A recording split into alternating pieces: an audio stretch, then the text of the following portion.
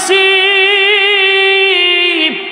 বেলাল রে বুকের মধ্যে পাথর রাখছি রে, একটা বারের জন্য বেলাল কালেমা ছেড়ে দিল না। এত নির্যাতন বেলালের উপরে আমি চালাইছি, কিন্তু বেলালের জবান থেকে কালেমা বাদ দিতে পারলাম না রে। আমি জানি ইমানদার একবার কালেমা পড়লে জীবন দিতে রাজি, কালেমা দিতে রাজি না। এই বেলালের জবান থেকে আমি আল্লাহ নামটা সরাইতে পারলাম না, তাই বেলালের জিহ্বাটাকে আমি টান দিয়া বাহির করে প্যারাক মারছি, তারপরও বেলাল আল্লাহ বলা ছাড়ে নাই। উবাই ইবনে কাল বলেন, দোস্ত তোরে তো এখন পর্যন্ত বাড়াম দেই নাই, এরা তো মারছি, তোরে তো কোনো সাইজ করছি না, বন্ধু বইলা সাইজ করার আগে তুই কালেমা ছেড়ে দিছস, কেন বিশ্বাস করুন? এখন শুনেন উকবা কি কয়, দোস্ত রে তোর কথা সঠিক, ইমানদার ইমান আনলে ছাড়ে না, ইমানদার কখনো ইমান ছাড়তে পারে না, কিন্তু আমি তো বেলালের কালেমা পড়ি নাই, আমি তো আবু বকরের কালেমা পড়ি নাই। আমি কালেমা পড়ছি কথা ঠিক, সেটা হলো আমি যে কালেমা পড়ছি এটা হলো পলিটিক্সের কালেমা, মুসিবতের কালেমা, তাই তো আমি কালেমা ছেড়ে দিতে পারলাম। এরপরেও বন্ধুর মন গলাইতে পারল না। বন্ধু শর্ত দিছে, বলুন কি দিছে?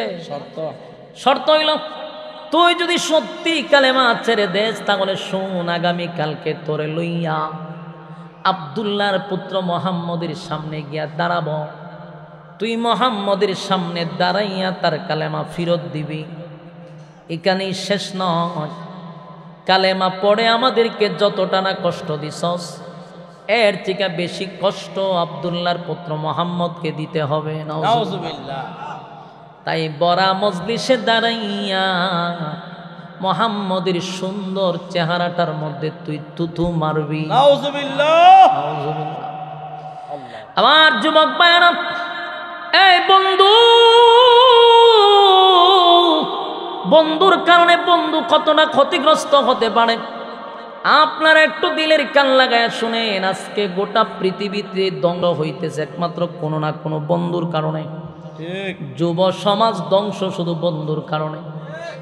এই যে কিছু মানুষ এখানে বসছেন, আর কিছু মানুষ রাস্তায় হাঁটাহাঁটি করতেছে, কিছু গল্পতে, কিছু রাস্তাঘাটে। কেন? বন্ধুর কারণে। কারণ এর সাথে যেটা সলিডের বন্ধু এর রাস্তায় নিয়ে হাঁটাহাঁটি করে, বন্ধু তারে নিয়ে গল্পতে ব্যস্ত, চাইলেও সে এমন মজলিসে বসতে পারে না, কারণ বন্ধু তারে বসতে দেয় না। কোনো না কোনো বন্ধুর কারণে সে জড়িত। আজকে যতটা সমস্যা হচ্ছে ঘুরায় দেখেন বন্ধু জড়িত। কথা হয় না? বন্ধুর কারণে মানুষ হয় জান্নাতে যাবে, বন্ধুর কারণে আবার জাহান্নামেও যাবে। বন্ধু এমন এক জিনিস, প্রত্যেকের বন্ধু আছে, আল্লাহরও বন্ধু আছে। বলুন আল্লাহরও কি আছে? বন্ধু আছে। প্রতিটা মানুষ বন্ধু ছাড়া চলতে পারে না। বন্ধু অত্যন্ত গুরুত্বপূর্ণ একটা জায়গা, কিন্তু যারে তারে বন্ধু বানানো যাবে না। এই উকবা তার ঘনিষ্ঠ বন্ধু ছিল উবাই। এই উবাই ইবনে কালপের মতো একটা নষ্ট লোককে বন্ধু বানানোর কারণে তারে শর্ত দিছে, তুই কালেমা ছেড়ে দিবি, এতটুক নয়। তুই কালেমা ছেড়ে দিবি, এতটুক নয়। এখানে আরেকটা প্রশ্ন হলো, নবীর সঙ্গে চরম পর্যায়ের বেয়াদবি করতে হবে। নাউজুবিল্লাহ। কিন্তু হেত অন্ধ হয়ে গেছে, গদির লোভে অন্ধ হয়ে গেছে, টাকার লোভে অন্ধ হয়ে গেছে। সে তার শর্ত মেনে নিছে। নাউজুবিল্লাহ, নাউজুবিল্লাহ। শর্ত মাইনা পরের দিন বন্ধু সবাই মিল্লা গেছে রাসূলের কাছে। কোথায় গেছে? খানায় কাবার সামনে। আল্লাহর হাবিব বহু দূর থেকে যখন দেখতেছিল উকবা সহ তার বন্ধুরা একত্রিত হইয়া নবীর দিকে আসতেছে, আল্লাহর নবীর দিলটা তো অনেক বড়। নবী তো রহমতের নবী, বরকতের নবী, মায়ার সাগর। আমার নবী মনে করছে গতকালকে লুকিয়ে লুকিয়ে কালেমা পড়ছে রে, আজকে মনে হয় প্রকাশ্যে সবার সামনে সে কালেমা পড়বে। দয়া নিয়ে সামনে আগানো শুরু করছে তাদেরকে রিসিভ করার জন্য। নবী যায় মহব্বত নিয়া, আর তারা আসতেছে দুশ্মনী নিয়া। কথা কি বুঝতেছেন? আল্লাহর হাবিব ভাবলেন তারা হয়তো বা প্রকাশ্যে কালেমা পড়ার জন্য আসতেছে, তাই আমার হাবিবে কিবরিয়া তাদেরকে রিসিভ করার জন্য পয়গম্বর যখন গেলেন তারাও আসতেছে। কাছাকাছি যখন চলে আসছে, আল্লাহর নবী যখন উকবার সামনে দাঁড়াইল, নবীজি দাঁড়াইয়া বলতেছিল, কি ব্যাপার চাচা, গতকালকে লুকিয়ে লুকিয়ে কালেমা পড়ছেন, আজকে মনে হয় প্রকাশ্যে কালেমা পড়ার জন্য আসছেন। দেখেন নবী কতটা মহব্বত নিয়ে তাদের সামনে দাঁড়াইছে। তারা যে দুশ্মনে নিয়ে আসছে রে নবীর জানা ছিল না, তাই নবী তাদের সামনে দাঁড়াইছে। ঠিক এই মুহূর্তে উকবা ডাক দিয়া কয়, হুজুর আপনার কালেমা পড়ার জন্য আসি নাই, কালেমা ফেরত দেওয়ার জন্য আসি। আপনার কালেমা ফেরত দেওয়ার জন্য আসছি। শুধু তাই নয়, উকবা তার মুখ থেকে নবীর চেহারা মোবারকে থুতু মারছে। নাউজুবিল্লাহ আসতে আমার যুবক ভাইরা, কত বড় নাফরমান, কত বড় নাফরমান হইলে এমন কাজটা করতে পারে গো। আল্লাহর নবীর কলিজাটা যেন ভেঙে টুকরা টুকরা টুকরা হয়ে গেছে। নবী এক দৃষ্টিতে তাকায় আছে, কামড়া করলে কি, কামড়া করলে কি। আল্লাহর নবী বলেন, চাচা গতকালকে না আপনাকে জান্নাতের টিকিট আমি দিলাম, আজকে কি আমার কাছ থেকে আপনি জাহান্নামের টিকিট নিলেন? কি করলেন, কি করলেন? নবীজির মুক্তার দানার মতো চোখ থেকে পানি পড়া শুরু হয়ে গেছে। সহ্য করতে পারলেন না পয়গম্বর, বরদাস্ত করতে পারলেন না। আল্লাহর নবী কলিজাটা ভেঙে গেছে, এতগুলা মানুষের সামনে কামড়া করলি কি? আল্লাহর নবী বলেন, চাচা শুনেন, গতকালকে আপনারে কালেমা পড়াইয়া জান্নাতের টিকিটটা হাতে ধরায়া দিলাম, বন্ধুদের সল্লায় পড়ে আপনি আজকে আমার কাছে এসে এমন বেয়াদবিটা করলেন।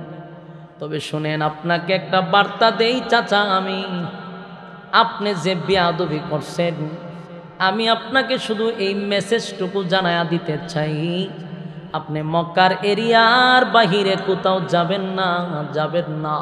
যদি যান তাহলে আপনার কল্যাণ থাকবে না। কথা কি বুঝতেছেন? নবীর কথা গুল্লি মিস হয়, কথা মিস হয় না। এই কথা বলার সাথে সাথে উকবার সারা শরীরে কম্পন সৃষ্টি হয়েছে, যে সব বনাশ করে লেছে।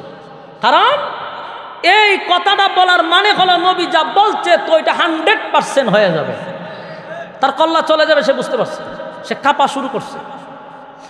এরপরে নবীর ব্যথা কমে না, নবীর চোখ দিয়া পানি পড়তেছিল। নবী এতটা কষ্ট পাইছে, এতগুলা মানুষের সামনে এত বড় অপমান করল।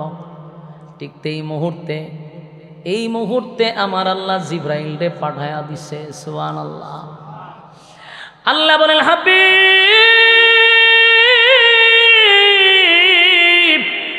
আমি আল্লাহকে যদি কেউ গালি দেয় গো, আমার কষ্ট লাগে না। সকালে যদি আমারে কেউ গালি দেয়, বিকাল বেলা তার জন্য আমি খাবার রেডি রাখি।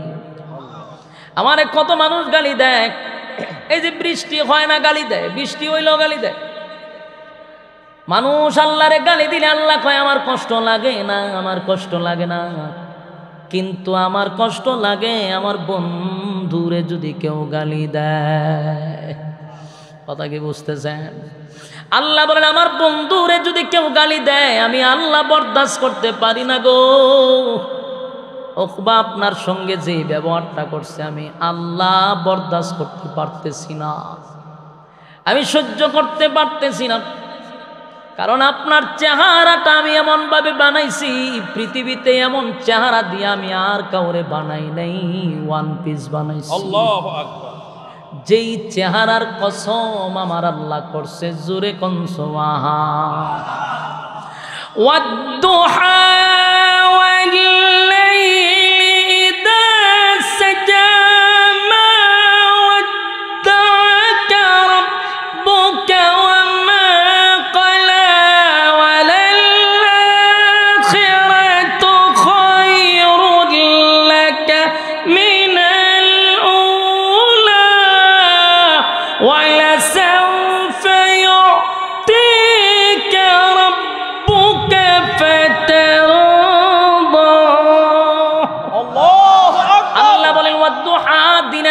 কসম, দিনের আলুর কসম, দিনের আলুর কসম। এটার আরেকটা ব্যাখ্যা হলো ওয়াদ্দুহা, আপনার সুন্দর উজ্জ্বল চেহারার কসম।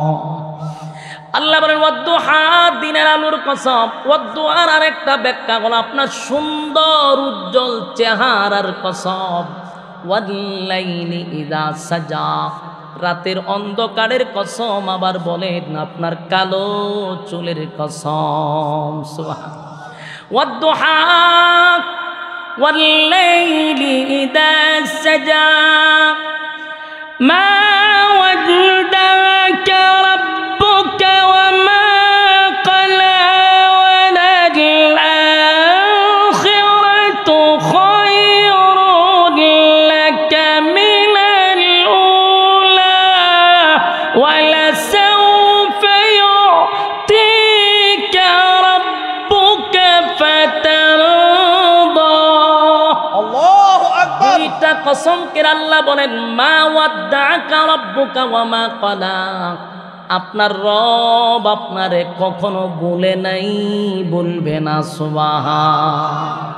আমার আল্লাহ বলেন বন্ধু কখনো বলি নাই, এক সেকেন্ডের জন্য বলি নাই। আমি আল্লাহর নামাজ নাই, রোজা নাই, আমি আল্লাহর কোনো কাজ নাই, কোনো কাম নাই, কিন্তু আমার একটা কাম হলো আপনার শানে দুরূদ পড়া। সুবহান।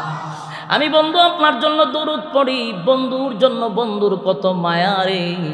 আল্লাহ হয় আপনার সঙ্গে যে বেয়াদবিটা করছে, আমি আল্লাহ বরদাস্ত করতে পারলাম না। যেই বন্ধুর সুন্দর চেহারা দেখার জন্য আমি 7 আসমান টপকাইয়া, বন্ধুরে সিদরাতুল মুনতাহা টপকাইয়া, বন্ধুরে আরশে আজিমে নিয়া, বন্ধুর পাশে বন্ধু বসিয়া, বন্ধুর চেহারার দিকে তাকাইয়া আমি আল্লাহ স্বয়ং কথা বলি। সুবহান। এমন সুন্দর চেহারার মধ্যে কেমনে গো উকবা এমন কাজটা করলো, এমন কাজটা করলো, পয়গম্বরের যেমন ব্যথা লাগছে, আমার আল্লাহ বলেন আমার বড় কষ্ট লাগছে। তাই আপনি চিন্তা করবেন না, উকবা আপনার কোনো ক্ষতি করতে পারে নাই, সে আপনার কোনো ক্ষতি করে নাই। আল্লাহ তখন জিব্রাইল পাঠাইয়া আমার তেলাওয়াতকৃত আয়াত, যে আয়াতগুলি ঘটনারে কেন্দ্র করে নাজিল হইল, এই ঘটনাকে কেন্দ্র করে আল্লাহ তখন আয়াত নাজিল করে জানায়া দেয় ওয়ায়াউমা ইয়া'আদ্দুয যালিমু আলা ইয়াদাই ইয়াকুলু ইয়া লাইতানি ইত্তাখাযতু মা'আর রাসূলি সাবিলা। আল্লাহ বলেন বন্ধু ওকবার পরিণতি আপনাকে আমি স্বচক্ষে সশরীরে দেখায়া দিব, আমি আপনাকে দেখায়া দিব তার পরিস্থিতিটা, তার অবস্থাটা আমি আপনাকে দেখাবো, তাও সশরীরে সচক্ষে দেখায় দিব। আল্লাহ বলেন এখানেই শেষ না, উকবা তার জাহান্নামের ভিতরে আঙ্গুলগুলি কবজি পর্যন্ত গেন্ডারি চিনেননি আপনারা? কুশার সাবায়া খায় না সিবায়া খায়? সাবায়া সিবায়া খায়। এই গেন্ডারি যেইভাবে মানুষ সাবায়া সিবায়া খায়, উকবা তার আতের মাথার থেকে নিয়ে কোনই পর্যন্ত সিবাইতে থাকবে আর কামড়াইতে থাকবে আর জুরে জুরে বলতে থাকবে ইয়া ওয়াইলাতা লাইতানি লাম আত্তাখিজ ফুলানান খালিলা। উকবা জোরে জোরে বলবে হায় আফসোস, হায় আফসোস, হায় আফসোস, দুনিয়াতে এমন একটা বন্ধু পাওয়ার পরে আমি বন্ধুটারে হারাইলাম। এমন একটা বন্ধু আমার জান্নাতের টিকিটটা দিল, আমি বন্ধুটারে হারাইয়া উবাই ইবনে খালফের মতো দুষ্ট বন্ধুর পাল্লায় পড়ে আজকে জাহান্নামে আমার এমন পরিণতি। আফসোস করবে আর হাতগুলো কামড়াইতে থাকবে। যুবক ভাইয়েরা সময় নাই, তাই আমি সংক্ষেপে শেষ করে দিলাম। একটা কথা বলি, এই আয়াত শুধু উকবার জন্য নয়, এই আয়াত 1400 বছর আগে নাজিল হয়েছে, এখন শেষ এমনটা না। জাহান্নামের ভিতরে শুধু ওই বেঈমানরাই এই কথা বলবে এমনটা না, আপনাদের শ্যামবাড়ির মানুষ এই কথা বলবে, আমার হবিগঞ্জের মানুষ এই কথাই বলবে। যারা জাহান্নামে যাবে তারাও বলবে ইয়া ওয়াইলাতা লাইতানি লাম আত্তাখিজ ফুলানান খালিলা। তারাও আফসোস করে বলবে হায় আফসোস, আমি যদি বেনামাজিকে বন্ধু না বানাইতাম, আমি যদি সুদখোরের সঙ্গে বন্ধুত্ব না করতাম গো, আমি যদি লম্পটের সাথে বন্ধুত্ব না করতাম, বেনামাজির সঙ্গে বন্ধুত্ব না করতাম, আমি যদি একটা সরল সোজা 5 ওয়াক্ত নামাজির সঙ্গে বন্ধুত্বটা করতাম, আমি যদি মসজিদের মুয়াজ্জিনের সঙ্গে বন্ধুত্ব করতাম, আমি যদি ইমামের সঙ্গে বন্ধুত্ব করতাম, খতিবের সঙ্গে বন্ধুত্ব করতাম, একজন আলেমের সঙ্গে বন্ধুত্ব করতাম, তাহলে এমন পরিণতি আমার হতো না। কারণ বন্ধু দুনিয়াও যেমন বরবাদ করে, পরকালও বরবাদ করে দেয়। কথা হয় না? আজকে যতগুলা ইয়ং জেনারেশন যারা নেশায় আসক্ত, বলুন এই নেশা কি মা বাবাই শিখাইছে? আপনার দাদা দাদি শিখাইছে? যারা ন্যূনতম সিগারেট খান, বলুন তো দেখি সিগারেট কোনো মা বাবাই শিখাইছে? কথা বলি না, সিগারেট মা বাবাই শিখায় না। বোতল যারা খায় রেখে মা বাবা শিখায়?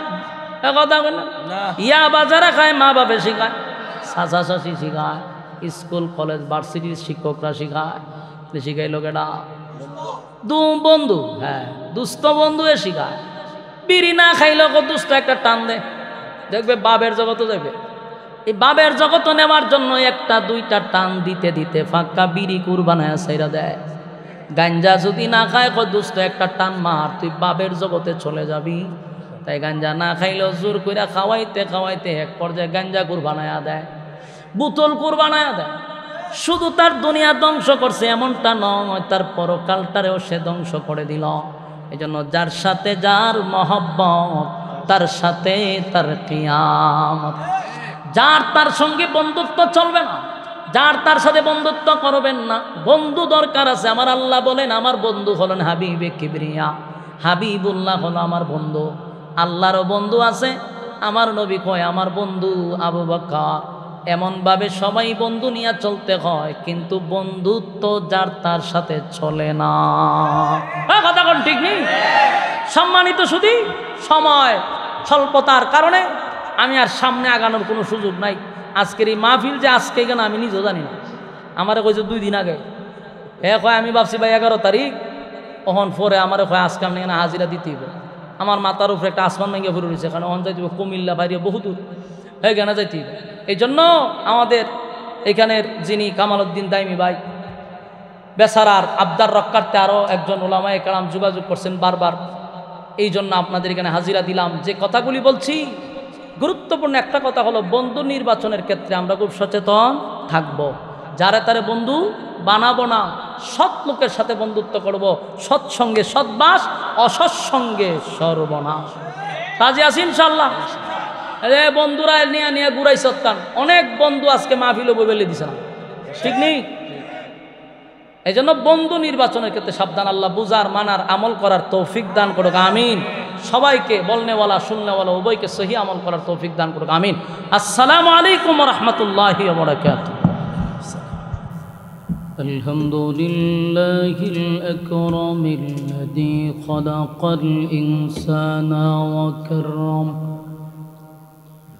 وعلمه من البيان ما لم يعلم فسبحان الذي لا يحصى امتنانه باللسان ولا بالقلم ونشهد أن لا إله إلا الله وحده لا شريك له وأشهد أن سيدنا وسندنا وحبيبنا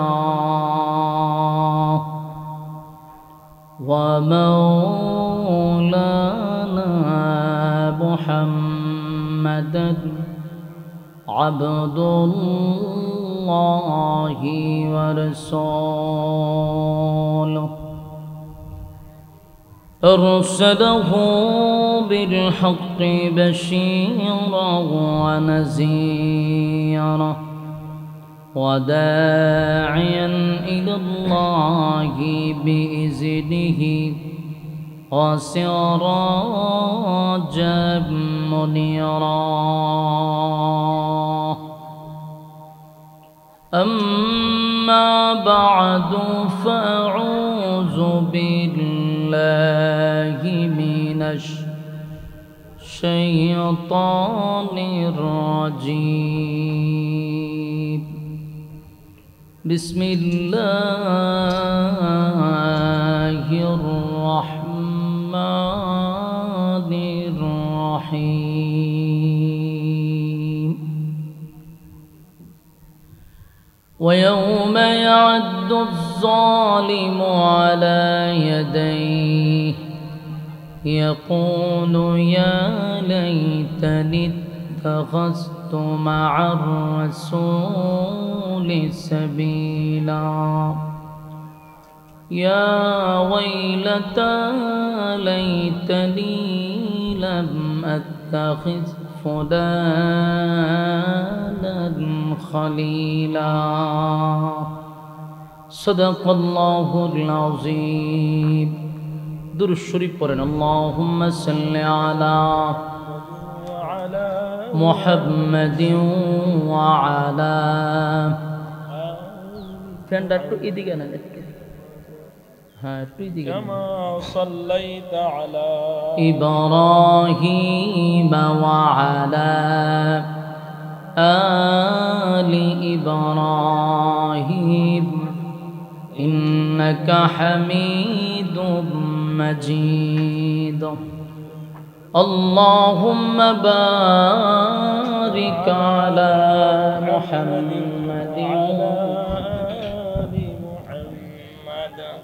كما باركت على إبراهيم وعلى آل إبراهيم إنك حميد مجيد मेरा दिल तलब रहा है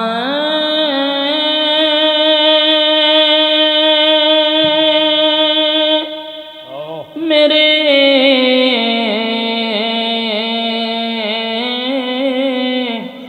जल्ले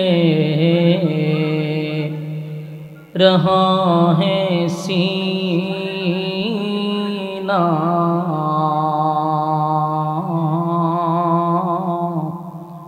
ए दवा ओही मिलेंगे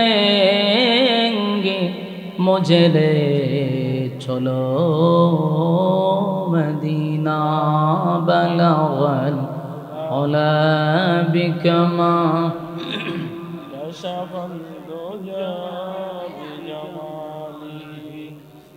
हसनत जमीअ खिसालिही सल्लल्लाहु अलैहि मदीना मदीना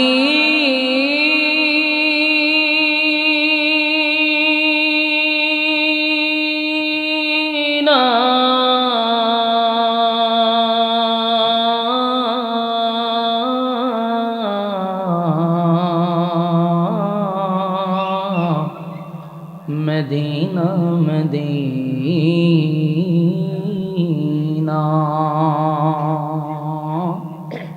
मुमिनों की गुनगुना है दीदारे मदीना अशकों की तमन्ना है बलगल औला बिकमालिही कशफत तुजा बिजमालिही हसनत जमीअ खिसालिही सल्लल्लाहु अलैहि আলহামদুলিল্লাহ। আয়োজিত আজকের সাম্বাড়ি পূর্বপাড়া হাজী মোহাম্মদ জিলন মিয়ার বাবা মার ও সকল কবরবাসীর স্মরণে আয়োজিত আজকের বার্ষিক ওয়াজুদার মাহফিলে সম্মানিত সভাপতি, আমাদের ব্রাহ্মণবাড়িয়া জেলাসহ সারা বাংলায় পরিচিত হজরত মাওলানা কামাল উদ্দিন দাইমি সাহেব দামাত বরকাতুহুম, প্রতিষ্ঠাতা পরিচালক জামিয়া দাইমিয়া মাদ্রাসা ফতুল্লা নারায়ণগঞ্জ। আজকে আলোচনা করবেন হজরত মাওলানা মুফতি আনিসুর রহমান আশরাফি সাহেব, হজরত মাওলানা আব্দুল খালেক শরীয়তপুরি সাহেব, হজরত মাওলানা মুফতি হারুনুর রশিদ সাহেব সহ দিগার অতিথিবৃন্দ, মুআজ্জিজ মুকাররম হজরত উলামায়ে কেরাম, উপস্থিত তরুণ যুবক ভাইয়েরা, মাইকের আওয়াজ যতটুকু দূরে যাচ্ছে অবস্থানরত পর্দানিশী মা ও বোনেরা, সকলকে আমার অন্তরস্থল থেকে জ্ঞাপন করছি মুবারক শুকরিয়া আদায় করছি যে রব্বে করিম দুনিয়ার সমস্ত ফিতনা ফাসাদ থেকে হেফাজত করে, অসংখ্য মানুষের মাঝখান থেকে যাচাই বাছাই করে নির্বাচিত করে, পছন্দ করে ভালোবেসে দিনই এক মজলিসে আলেমদের সহবতে কিছু দিনই কথা শোনার উদ্দেশ্যে সুস্থ অবস্থায় দিনই মজলিসে আসার বসার তৌফিকটুকু রব্বে কারীম দিয়েছেন, শুকরিয়া আদায় করছি আলহামদুলিল্লাহ। লক্ষ কোটি দুরুদ এবং সালাম আল্লাহর সৃষ্টির প্রধান আকর্ষণ বিশ্বসভার সভাপতি জনাবে মুহাম্মদুর রাসূলুল্লাহ সাল্লাল্লাহু আলাইহি ওয়াসাল্লামের উপর। সম্মানিত সুধী, আমরা রাস্তাঘাটে অনর্থক বেহুদা অপ্রয়োজনীয় সময় নষ্ট না করি। আর এই যে ভাই, আপনারা কাজ করার দরকার নাই, আপনারা কাজের থেকে বিরক্ত করতেছেন বেশি। যুদ্ধুরি চুদ্দুরি মানুষ বসালো কাজ করতে গিয়ে একটা মাছের বাজার লাগাই দিছে। আমরা কথা না বলি ভাই, পরিবেশ তো লাগবো কথা বলার। আপনারা যদি কথা বলেন, মেহেরবানি করে যারা আছেন আপনারা ফ্যান্ডেলের ভিতরে বসে যান। রাস্তা ঘাটে দোকান পাটে অনর্থক অপ্রয়োজনে নিষ্প্রয়োজনে যারা ঘুরাইতেছেন, গল্প করতেছেন, আপনাদের উদ্দেশ্যে আমার একটা কথা বলা, আমরা যদি আগামী কাল পর্যন্ত বেঁচে থাকি, মানে আজরাইল যদি আমাদেরকে না ধরে আর আমরা বেঁচে থাকি, তাহলে আমাদের কিন্তু আড্ডা মারার সুযোগ আছে, গল্প করার সুযোগ আছে। আমরা প্রতিদিন যে অভ্যাস, প্রতিদিন যে খাসলত আমাদের বেহুদা সময় নষ্ট করা, বেহুদা গল্প করা, এটা বাচ্চা থাকলে করা যাবে, কিন্তু আগামীকালকে বেঁচে থাকলেও এই মাহফিলটাতে বসার কোনো সুযোগ নাই। এজন্য আশেপাশে কেউ কথা না বলবেন, কথার থেকে বিরত থাকবেন। এবং রাস্তাঘাটে যারা আসি, বিনয়ের সাথে বলছি, আমরা ফ্যান্ডেলটার ভিতরে বসে যাই, আগামীকালকে চাইলেও বসার সুযোগ নাই। আর বেঁচে থাকলে আপনাদের প্রতিদিনের রুটিন আড্ডা মারা, গল্প করা, সেটা করতে পারবেন। আর একান্ত যদি আপনারা না পারেন বসতে, তাহলে দূরে চলে যান, এখানে বিরক্ত করবেন। এই যে দুইটা ফুলারে দূরে লইয়ান, 3-4 জনে মিললে, এই যে এই দুইটারে এখানে দাঁড়ায় দাঁড়ায় গল্প করতেছে জোরে জোরে। বিবেক নামক যে একটা আল্লাহ, এটা দিছেই না এদেরকে, দাঁড়ায় জোরে জোরে কথা বলতেছে। হ্যাঁ, কি শুরু হয়েছে, কি ঘটনা, কি তা আপনারা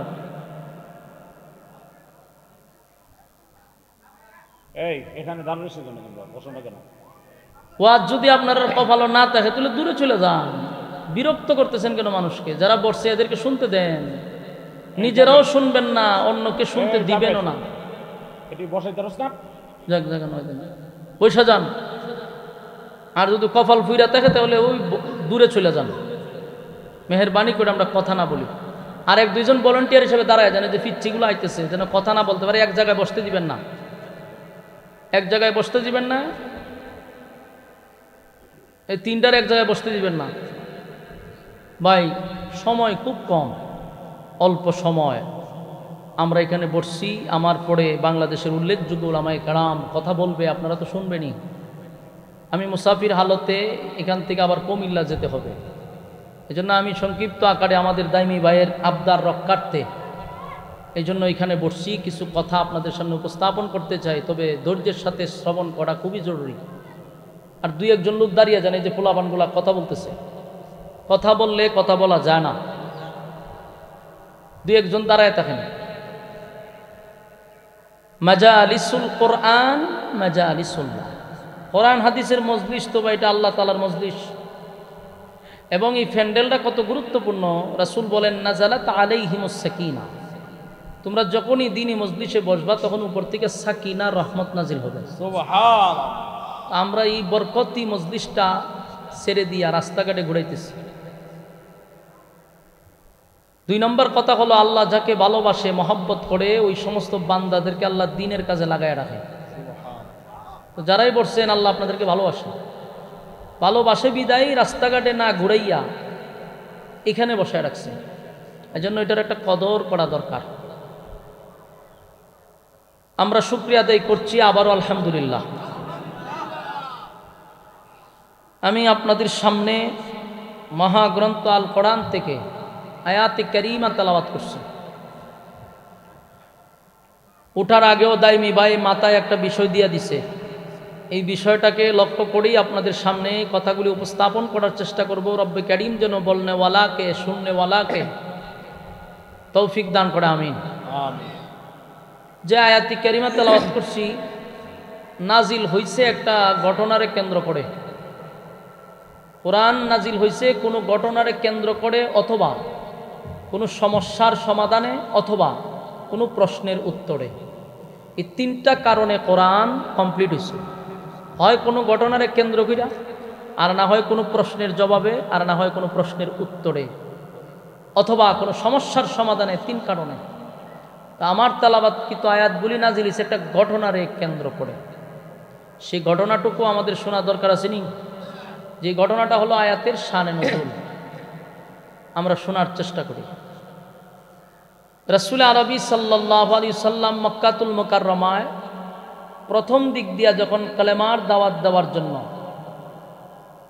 মক্কার অলিতে গলিতে যখন দাওয়াত দিচ্ছেন, ঠিক ওই মুহূর্তটা মক্কার মানুষ তেমন ভালো ছিল না। এদেরকে বলা হইতো জাহিলিয়তের যুগ, অন্ধকারের যুগ, বর্বরের যুগ। কেন বলা হইতো? এমন কোনো পাপ নাই যেটা তারা করছে না, এমন কোনো গুনাহ নাই যেটা এরা করে নাই।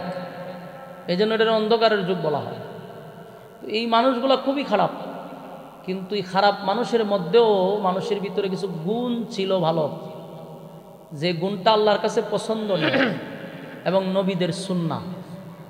এটা তারা তখনও পালন করত, যেটা আমাদের মুসলমানের মধ্যে থাকা দরকার, এটা আমাদের মধ্যে নাই।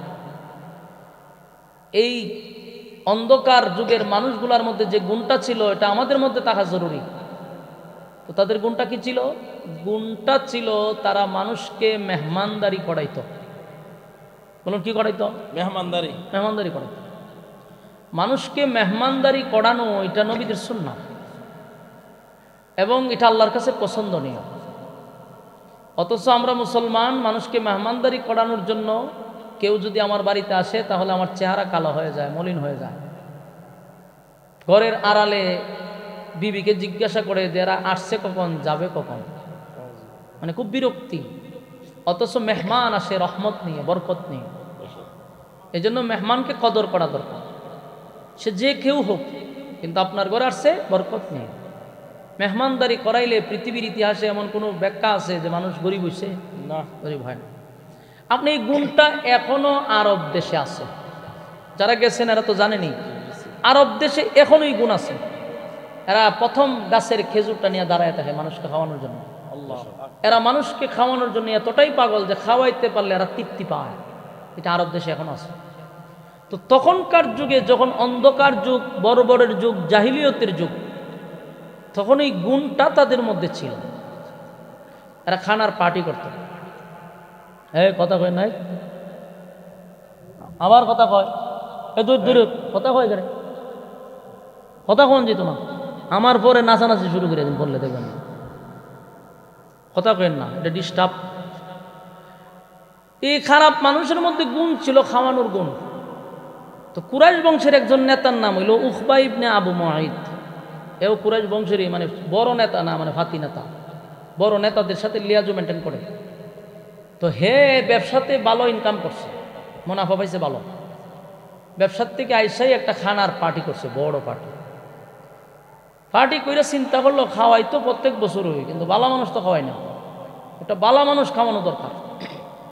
চিন্তা করে দেখলো গোটা মক্কা নগরীতে সবচেয়ে ভালো মানুষ যদি থাকে, আল্লাহর রাসূলের চেয়ে ভালো কেউ নেই। সুবহানাল্লাহ।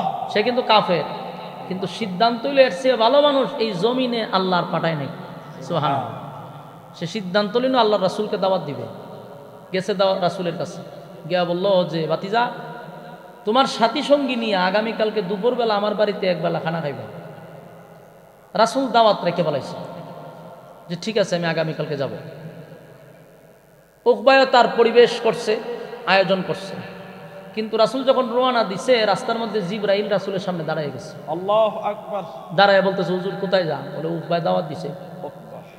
তো এখন রাসূল যখন যাওয়া শুরু করছে, এর মধ্যে জিবরাইল হতে যাইবেন যে আমরা যে খানাটা খাইবেন, হ্যাঁ তো একজন অমুসলিম, তা আপনি না আল্লাহর পয়গম্বর হয়ে একজন অমুসলিমের করে খানাটা খাইবেন কেমন? তো হয়, এটা তো কথা ঠিক, আমার জিহানে ছিল না, ওই জন্যে আল্লাহ আমার পাঠাইছে। রাসূল বললেন ঠিক আছে, আমি খানা খাবো না, কিন্তু আমি তো ওয়াদা দিছি তার বাড়িতে আমি যাব, ওয়াদা তো রক্ষা করতে হবে। এই জন্য আল্লাহ রাসূল তার বাড়িতে গেছে। যাওয়ার পরে গিয়া দেখে সমস্ত মেহমানরা খানা নিয়ে বসা আছে। আল্লাহ রাসূল সেখানে উপস্থিত। সবচেয়ে ভিআইপি মেহমানই হলো আল্লাহ রাসূল, তার কাছে সবচেয়ে সম্মানী মেহমান। রাসূল যাওয়ার পরে যখন দস্তরখানা দিছে, তখন আল্লাহ রাসূল বললেন যে শুনো, চাচা বলিস, উনি ডাকতেন, বলেন চাচা, আমি আপনার এখানে খানা খাইতে পারবো না, আমি আসছি শুধু ওয়াদা দিছিলাম যে আপনার এখানে আমি আসব, কিন্তু আমি খানা খাবো এই মজলিসে বসে, এটা আমার দ্বারা সম্ভব হচ্ছে না, কারণ আল্লাহর নিষেধ। আমি একজন আল্লাহর পয়গম্বর, আর আপনি একজন অমুসলিম, অমুসলিমের গড়ে তো আমি খানা খাইতে পারি না। অনফরচুনি যে দাওয়াত দিছে মানে মেজবান, ওই আরব দেশের একটা সিস্টেম হলো যে আপনাকে দাওয়াত দেয়, তার ঘরে যদি আপনি খানা না খান, তাহলে যে দাওয়াত দিল তার এটা ভীষণ লজ্জা এবং সে অসম্মানী হয়। এখন তো উপায় পড়ছে চিন্তা ধীরে, আমি তো দাওয়াত দিলাম খাওয়াইবার লেগে, উনি দিয়ে কয় খানা খাইবে না, আর আমার এখানে সবচেয়ে ভিআইপি মেহমান উনি। এর মাথা গেছে গরম হয়ে, বলতেছে আপনাকে যখন দাওয়াত দিছিলাম তখনই না করতেন, আর এখন যে আপনি না করতেছেন, যদি আপনি খানা না খান, ইজ্জত নিয়ে আমি আর চলতে পারবো না। নেতা তো হব দূরের কথা, মানুষ আমার থুতু দিব, আপনার মতো ব্যক্তিকে আমি খানা খাওয়াইতে পারলাম না। পড়ছে মহা চিন্তায়।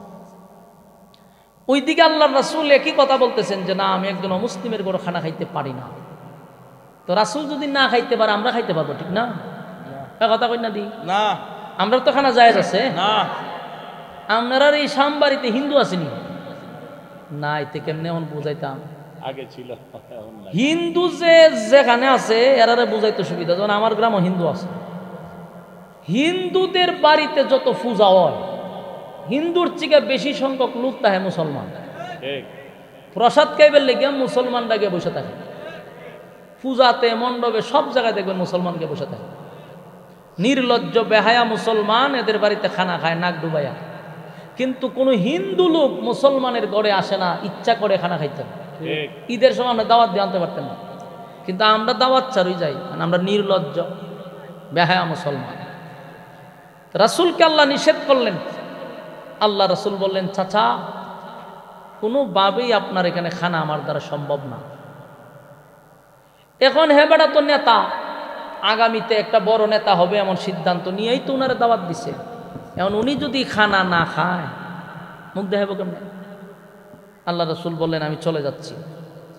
উকবায় দুই হাত দিয়া বলতেছে, আপনার কাছে আমি ক্ষমা চাচ্ছি, আপনি আমার এই মুহূর্তে এই অবস্থায় ফেলে যাবেন না, তাহলে আমার মান সম্মান ইজ্জত সব যাইব।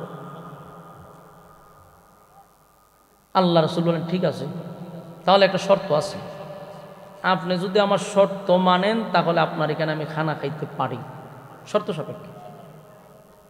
মানে এবার সারা পড়ছে মুসিবত, শর্ত দিলে তো মানতে হইব। ঠিক আছে, বলেন আপনার কি শর্ত? আমার শর্ত হইল, আপনি আমার সঙ্গে কালেমা পড়ে ঈমান আনবেন। সুবহানাল্লাহ। যদি আপনি ঈমান আনেন তাহলে একজন মুসলিমের গড়ে আমি খানা খাবো, একজন অমুসলিমের গড়ে তো আর খানা নাই। আপনি কালেমা হলে তো আপনি মুসলিম হয়ে গেলেন, আমি খানা খাইতে পারবো। হ্যাঁ বেচারা চিন্তা করলো, এখন যদি আমি কালেমা পড়ি তাহলে লাগবো আরেক দরবার, কালেমা না পড়লে লাগবো আরেক দরবার।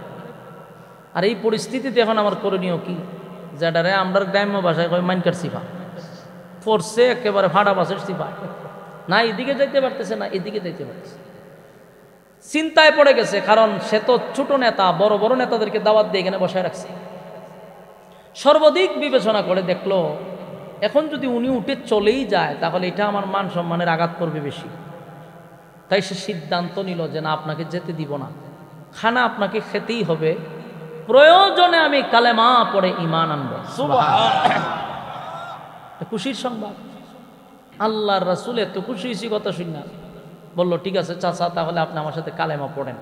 রাসূল তারে কালেমা পড়ায় দিছে, লা ইলাহা ইল্লাল্লাহু মুহাম্মাদুর রাসূলুল্লাহ সাল্লাল্লাহু লা ইলাহা ইল্লাল্লাহ, নেই কোনো মাবুদ আল্লাহ ছাড়া, মুহাম্মাদুর রাসূলুল্লাহ সাল্লাল্লাহু আলাইহি ওয়াসাল্লাম।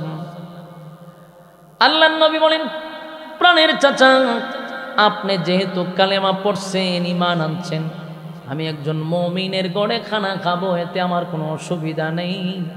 আপনি একত্ববাদী খোদার উপরে ঈমান আনলেন, আমাকেও রাসূল হিসাবে আপনি মেনে নিলেন, আপনার গড়ে খানা খাইতে আমার কোনো অসুবিধা নাই। রাসূল খানা খাইছে, সাথী সঙ্গী লইয়া হাবিবে কিবরিয়া তার গড়ে খানা খাওয়ার পরে রাসূল আনন্দে খুশিতে তার কাছ থেকে বিদায় নিয়ে যখন রাসূল চলে গেলেন, কিন্তু ঘটনা ঘটে গেছে। উপস্থিত যারা ছিল, বড় বড় নেতা, আবুল আহাবের মতো নেতা, উবাই ইবনে খালফের মতো নেতা, এই সাহেবা এগুলার মতো শয়তান আবু জাহিল্লা সহ আবুল আহাবের মতো বড় বড় নেতারা এখানে উপস্থিত ছিল। তারা ডাক দিয়ে বলে, উসমানে, তুই না আমাদেরকে খানার দাওয়াত দিলি, খানার দাওয়াত দিয়া আমাদেরকে বসাইয়া কেমনে কালেমা পড়লি? কালেমা পড়ার জন্য যদি তুই অনুষ্ঠান করে থাকস আমাদেরকে আগে জানাইতি, না জানাইয়া তোর বাড়িতে খানার কথা বইলা আমাকে আপনাদেরকে একসাথে বসাইয়া সে গোপনে কালেমা পড়ল, আমাদেরকে চরম পর্যায়ের সে অপমান করল। বন্ধুর সঙ্গে বন্ধুর এত বড় গাদ্দারি।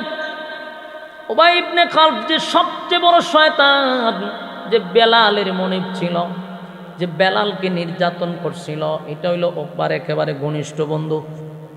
হ্যাঁ, ওকবার ঘনিষ্ঠ বন্ধু, কলিজার বন্ধু। এই বন্ধুর সাথে তার এত সম্পর্ক যে বেলালকে নির্যাতন করত। এবার সেই বন্ধু বলে, উবাই বলে, বন্ধু শুন, কালেমা পড়বি তো আমাদেরকে দাওয়াত দিয়ে আনলি কেন? এই আয়োজন করে আমাদেরকে তুই অপমান করলি, বন্ধুদের সাথে তুই গাদ্দারি করছস, এমন বন্ধুত্ব আমাদের দরকার নাই। বড় রাগান্বিত হইছে আর বলতে লাগলো, এ দোস্ত শুন, ব্যবসা বাণিজ্য করি একসাথে, আড্ডা মারি একসাথে, গল্প করি একসাথে, সব কিছু বন্ধু তোর সঙ্গে করি, দুর্নীতি যে করি তার একটা বাঘ তোর বাড়িতে খামে বইরা পাঠায়া দিই, চাঁদাবাজি টেন্ডারবাজি করলেও তোর বাড়িতে পাঠায়া দিই, গাঞ্জা যদি খাই বন্ধু একসাথে খাই, বোতলও যদি খাই বন্ধু তোরে লইয়া খাই, নারীবাজি কেলেঙ্কারি যা করি বন্ধু তোরে সারা করি না, সব আখাম কোখাম, দিনের খাম রাত্রের খাম তোরে লইয়া করি। কিন্তু তুই কালেমাটা পড়লি তো আমাদেরকে জানাইলি না, এটা তো বন্ধু মহল্লে তুই অসম্মান করছস। আজকের পর থেকে তোর সঙ্গে কোনো বন্ধুত্ব নাই, আজকের পর থেকে ব্যবসা বাণিজ্য নেই, আমরা সমস্ত বন্ধুরা তোরে বয়কট করলাম। বয়কট করে দিছে। কারা বয়কট করছে?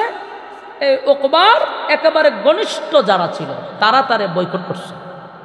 তোর সাথে কোনো সম্পর্ক নাই, তুই খামটা করলি কি? বাপ দাদা ধর্মের মধ্যে শুন কালি মারছস, আমরারও অপমান করছস। কারণ হে যে কালেমা পড়ছে, হেও পড়ছে মুসিবত, এক হয় সর্বনাশ।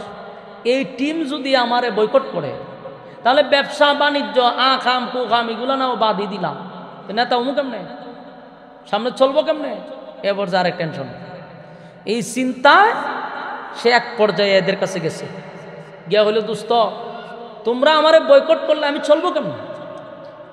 হয় তুই আমাদের সাথে কথা বলাও বন্ধ, তোর সাথে কোনো সম্পর্ক নাই। তখন এক হয় যে দোস্ত কালেমা তো পড়ছি কথা ঠিক, কিন্তু এটা তো পলিটিক্সের কালেমা পড়ছি। আপনার এলাকার নাউজুবিল্লাহ আসেনি? থাকলে বলবেন। চিন্তা করছেন অন কি কর, পলিটিক্সের কালেমা পড়ছি, আমি তো আসলে মোহাম্মদের কালেমা পড়ি নাই। পোল্টি মেরে দিছে। হয় আমি যে মুসিবতে পড়ছিলাম তখন যদি কালেমা না পড়তাম তো আমার মান সম্মান ইজ্জত যাইত, তাই বাধ্য হইয়া আমি মুসিবতে পড়ে কালেমাটা পড়ছিলাম। এই জন্য আমি কালেমা থেকে ফিরে আসছি, কালেমা ছেড়ে দিছি, তোমরা আমাকে গ্রহণ করো। কথা বুঝতেছেন? কিন্তু উবাই যে এ লোক বালা না, এক হয় শোনো মিষ্টি মিষ্টি কথায় আমাদের মন গলাইতে পারবা না। তুমি কালেমা পড়ে যেই আঘাত আমার ভিতরে দিছ, এই আঘাত যদি তুমি পুনরায় আবার ফিনিশিং দিতে চাও, ঠান্ডা করতে চাও, কলিজা যেইভাবে আগুন দিয়া পড়ছ, ঠান্ডা করতে গেলে আমার শর্ত অনুযায়ী সামনে তোমার কাজ করতে হবে। তো কেমন মানুষের শর্ত দিছে? সবচেয়ে বড় শয়তান। তো হে বারবার বলতেছে দোস্ত আমি তো শর্তের দরকার নাই, কালেমা তো ছেড়ে দিছি। কিন্তু উবাই ইবনে কালব বলেন দোস্ত শোনো, মুহাম্মদের কালেমা যে একবার পড়ছে জীবন দিতে প্রস্তুত, কালেমা ছাড়তে প্রস্তুত না। কারণ এত জানে বেলাল না এতে লালন পালন করছে। উবাই ইবনে কালব বলেন আমি বেলাল রে লালন পালন করছি, এই বেলাল রে গলার মধ্যে রশি লাগাইছি, বেলাল রে বুকের মধ্যে পাথর রাখছি রে, একটা বাড়ির জন্য বেলাল কালেমা ছেড়ে দিল না। এত নির্যাতন বেলালের উপরে আমি চালাইছি, কিন্তু বেলালের জবান থেকে কালেমা বাদ দিতে পারলাম না রে। আমি জানি ইমানদার একবার কালেমা পড়লে জীবন দিতে রাজি, কালেমা দিতে রাজি না। এই বেলালের জবান থেকে আমি আল্লাহ নামটা সরাইতে পারলাম না, তাই বেলালের জিহ্বাটাকে আমি টান দিয়া বাহির করে প্যারাক মারছি, তারপরও বেলাল আল্লাহ বলা ছাড়ে নাই। উবাই ইবনে কালব বলেন দোস্ত তোরে তো এখন পর্যন্ত বাড়াম দেই নাই, এরা তো মারছি, তোরে তো কোনো সাইজ করছি না, বন্ধু বইলা সাইজ করার আগে তুই কালেমা ছেড়ে দিছস, কেমনে বিশ্বাস করুন? এখন জনের উকুবা কি হয় দোস্ত রে তোর কথা সঠিক, ইমানদার ইমান আনলে ছাড়ে না, ইমানদার কখনো ইমান ছাড়তে পারে না। কিন্তু আমি তো বেলালের কালেমা পড়ি নাই, আমি তো আবু বকরের কালেমা পড়ি নাই। আমি কালেমা পড়ছি কথা ঠিক, সেটা হলো আমি যে কালেমা পড়ছি এটা হলো পলিটিক্সের কালেমা, মুসিবতের কালেমা, তাই তো আমি কালেমা ছেড়ে দিতে পারলাম। এরপরেও বন্ধুর মন গলাইতে পারল না, বন্ধু শর্ত দিছে। বলুন কি দিছে? শর্ত হইল তুই যদি সত্যি কালেমা ছেড়ে দেস তাহলে শোন, আগামী কালকে তোরে লইয়া আব্দুল্লাহর পুত্র মুহাম্মদের সামনে গিয়া দাঁড়াবো, তুই মুহাম্মদের সামনে দাঁড়াইয়া তার কালেমা ফেরত দিবি। এখানেই শেষ নয়, কালেমা পড়ে আমাদেরকে যতটা না কষ্ট দিছস এর থেকে বেশি কষ্ট আব্দুল্লাহর পুত্র মুহাম্মদকে দিতে হবে। নাউজুবিল্লাহ। তাই বড়া মজলিসে দাঁড়াইয়া মুহাম্মদের সুন্দর চেহারাটার মধ্যে তুই তুতু মারবি। নাউজুবিল্লাহ। নাউজুবিল্লাহ। আমার যুবক ভাইরা, এই বন্ধুর কারণে বন্ধু কতটা ক্ষতিগ্রস্ত হতে পারে আপনারা একটু দিলের কান লাগায় শুনেন। আজকে গোটা পৃথিবীতে ধ্বংস হইতেছে একমাত্র কোনো না কোনো বন্ধুর কারণে। যুব সমাজ ধ্বংস শুধু বন্ধুর কারণে। এই যে কিছু মানুষ এখানে বসছেন আর কিছু মানুষ রাস্তায় হাঁটাহাঁটি করতেছে, কিছু গল্পতে, কিছু রাস্তাঘাটে, কেন? বন্ধুর কারণে। কারণ এর সাথে যেটা শরীরের বন্ধু, বন্ধু এর রাস্তায় নিয়ে হাঁটাহাঁটি করে, বন্ধু তারা নিয়ে গল্পতে ব্যস্ত, চাইলেও সে এমন মজলিসে বসতে পারে না, কারণ বন্ধু তারে বসতে দেয় না। কোনো না কোনো বন্ধুর কারণে সে জড়িত। আজকে যতটা সমস্যা হচ্ছে ঘুরায় দেখেন বন্ধু জড়িত, কথা হয় না? বন্ধুর কারণে মানুষ হয় জান্নাতে যাবে, বন্ধুর কারণে আবার জাহান্নামেও যাবে। বন্ধু এমন এক জিনিস, প্রত্যেকের বন্ধু আছে, আল্লাহরও বন্ধু আছে। বলুন আল্লাহরও কি আছে? বন্ধু আছে। প্রতিটা মানুষ বন্ধু ছাড়া চলতে পারে না। বন্ধু অত্যন্ত গুরুত্বপূর্ণ একটা জায়গা, কিন্তু যারে তারে বন্ধু বানানো যাবে না। এই উকবা তার ঘনিষ্ঠ বন্ধু ছিল উবাই। এই উবাই ইবনে খালফের মতো একটা নষ্ট লোককে বন্ধু বানানোর কারণে তারে শর্ত দিছে, তুই কালেমা ছেড়ে দিবি, এতটুক নয়, তুই কালেমা ছেড়ে দিবি এতটুক নয়। এখানে আর একটা প্রশ্ন হলো, নবীর সঙ্গে চরম পর্যায়ের বেয়াদবি করতে হবে, নাউজুবিল্লাহ।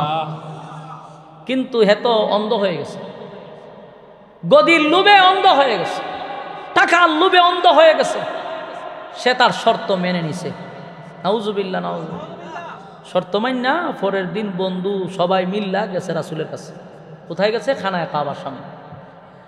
আল্লাহর হাবিব দূর, বহু দূর থেকে যখন দেখতেছিল উকবা সহ তার বন্ধুরা একত্রিত হইয়া নবীর দিকে আসতেছে, আল্লাহর নবীর দিলটা তো অনেক বড়, নবী তো রহমতের নবী, বরকতের নবী, মায়ার সাগর।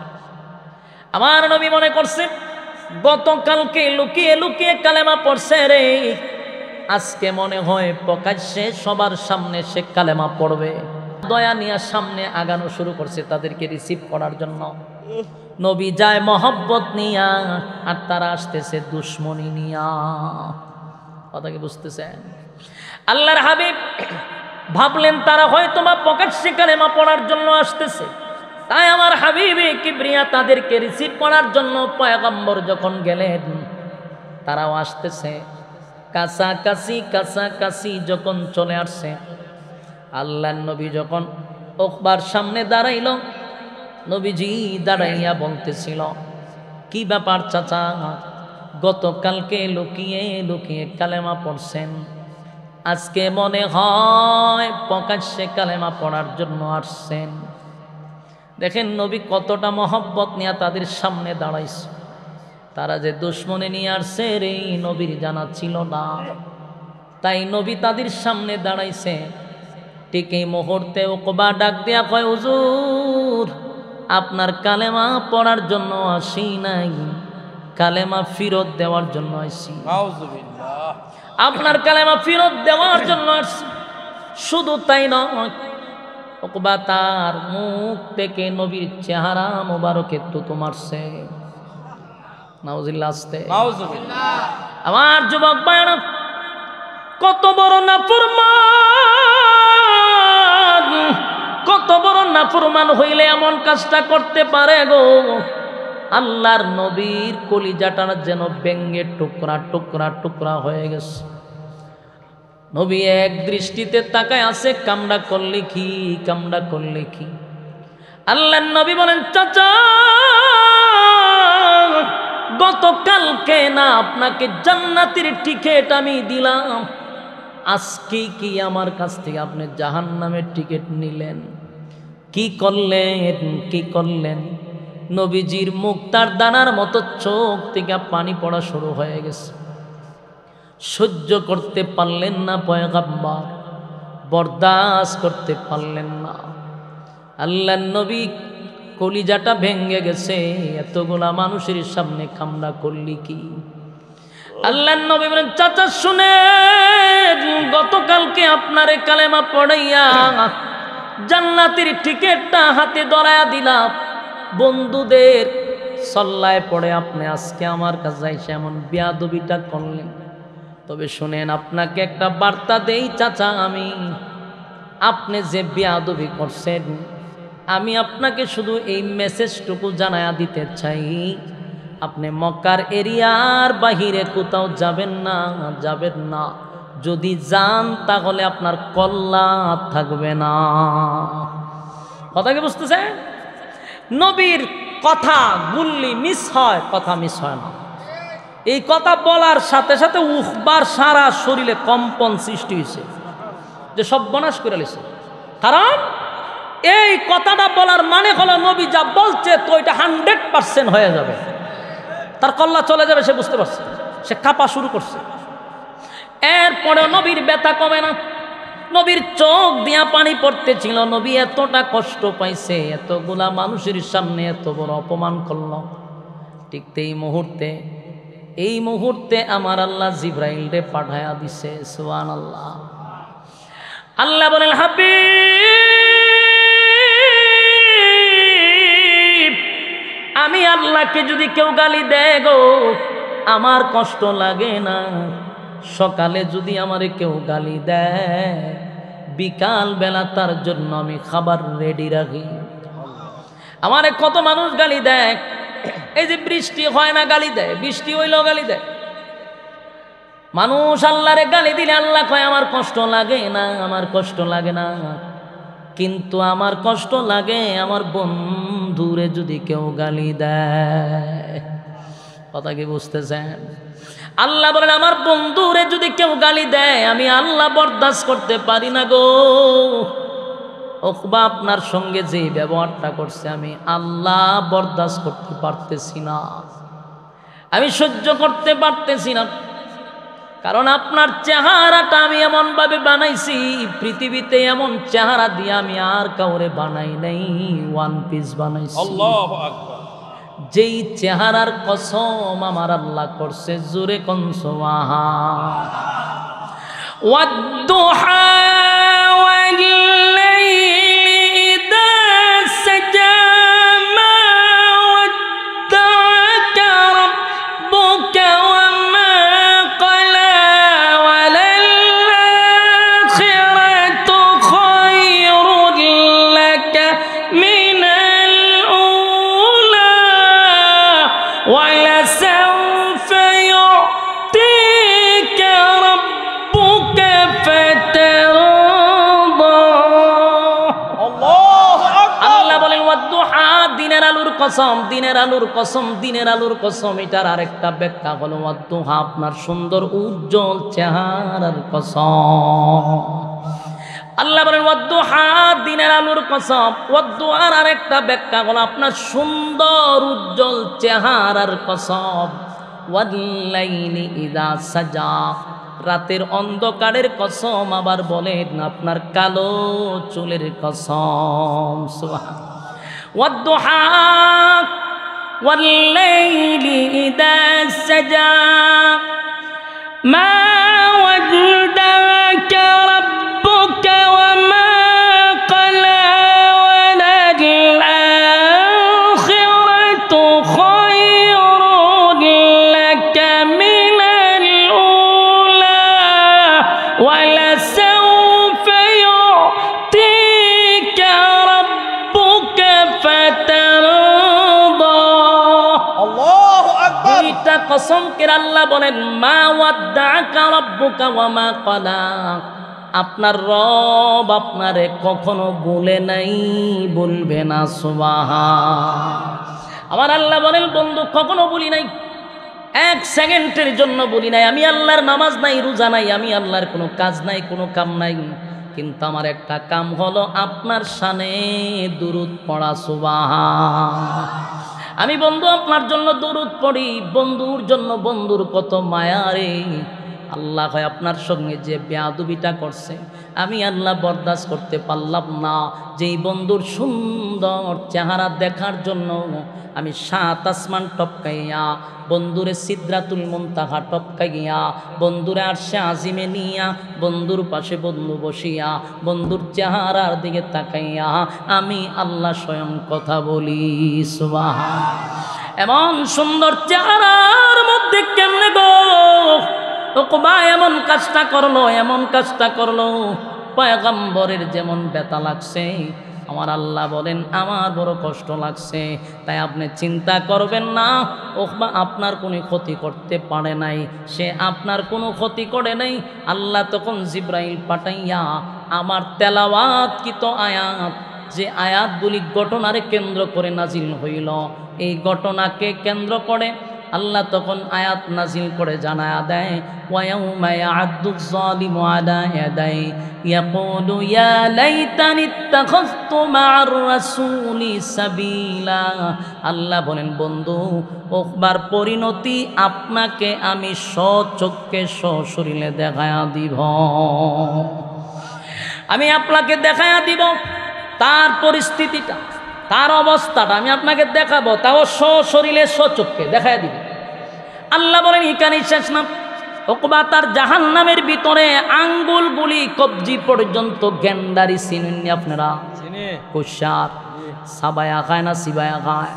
সাবায়া সিবায়া খায়। এই গেন্ডারি যেইভাবে মানুষ সাবায়া সিবায়া খায়, ওকবা তার আতের মাথার থেকে নিয়ে কোনই পর্যন্ত সিবাইতে থাকবে আর কামড়াইতে থাকবে আর জুরে জুরে বলতে থাকবে, ইয়া ওয়াইলাতা লাইতানি লাম আত্তাখিজ ফুলানান খালিলা।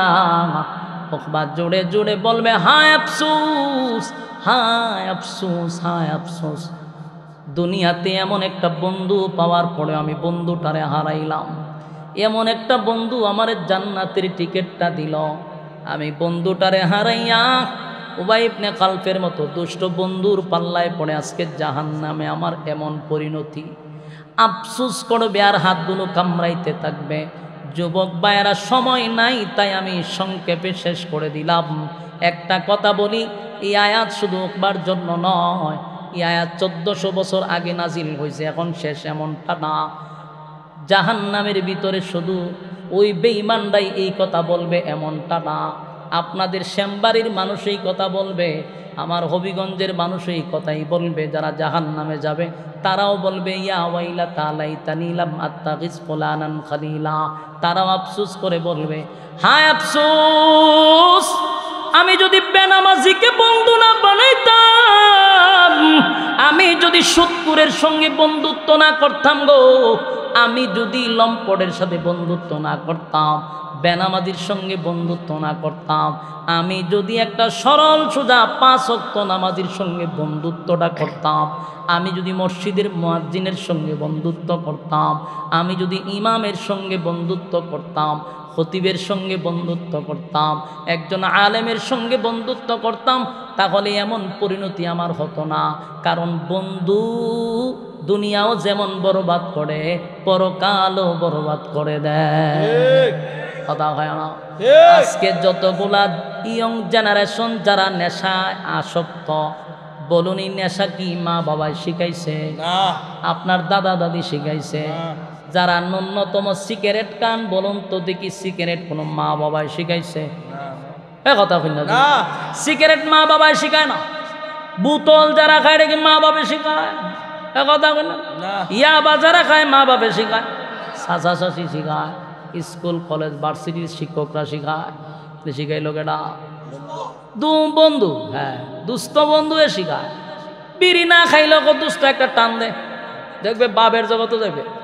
এই বাবের জগত নেওয়ার জন্য একটা দুইটা টান দিতে দিতে ফাঁকা বিড়ি কুরবানায় সাইরা দেয়। গাঞ্জা যদি না খায় দুস্থ একটা টান মার, তুই বাবের জগতে চলে যাবি। তাই গাঞ্জা না খাইলেও জোর করে খাওয়াইতে খাওয়াইতে এক পর্যায়ে গাঞ্জা কুরবানায়া দেয়, বোতল কুরবানায়া দেয়। শুধু তার দুনিয়া ধ্বংস করছে এমনটা নয়, তার পরকালটারেও সে ধ্বংস করে দিল। এই জন্য যার সাথে যার মহব্বত, তার সাথে তার কিয়ামত। যার তার সঙ্গে বন্ধুত্ব চলবে না, যার তার সাথে বন্ধুত্ব করবেন না। বন্ধু দরকার আছে। আমার আল্লাহ বলেন, আমার বন্ধু হলেন হাবিবে কিবরিয়া, হাবিবুল্লাহ হলো আমার বন্ধু। আল্লাহরও বন্ধু আছে। আমার নবী কয় আমার বন্ধু আবু বকর। এমনভাবে সবাই বন্ধু নিয়ে চলতে হয়, কিন্তু বন্ধুত্ব যার তার সাথে চলে না। কথা কোন ঠিক নেই? সম্মানিত শুধু সময় স্বল্পতার কারণে আমি আর সামনে আগানোর কোনো সুযোগ নাই। আজকের এই মাহফিল যে আজকে কেন আমি নিজেও জানি না। আমারে কইছে 2 দিন আগে, কয় আমি ভাবছি ভাই 11 তারিখ, ওহন পরে আমারে কয় আজকে আপনি এখানে হাজিরা দিতে হবে। আমার মাথার উপরে একটা আসমান ভেঙে পড়ে রয়েছে, কারণ ওহন যাইতে কুমিল্লা বাইরে বহু দূর, এখানে যাইতে হবে। এই জন্য আমাদের এখানের যিনি কামালউদ্দিন দাইমি ভাই, বেচারার আবদার রক্ষার্থে আরও একজন ওলামায়ে কেরাম যোগাযোগ করছেন বারবার। এই জন্য আপনাদের এখানে হাজিরা দিলাম। যে কথাগুলি বলছি গুরুত্বপূর্ণ একটা কথা হলো, বন্ধু নির্বাচনের ক্ষেত্রে আমরা খুব সচেতন থাকব। যারে তারে বন্ধু বানাবো না, সৎ লোকের সাথে বন্ধুত্ব করব, সৎসঙ্গে সৎবাস, অসৎসঙ্গে সর্বনাশ। রাজি আছি ইনশাল্লাহ? রে বন্ধুরা নিয়ে নিয়ে ঘুরাই সত্তান, অনেক বন্ধু আজকে মাহফিলে বইবেলে দিছে না, ঠিক নেই?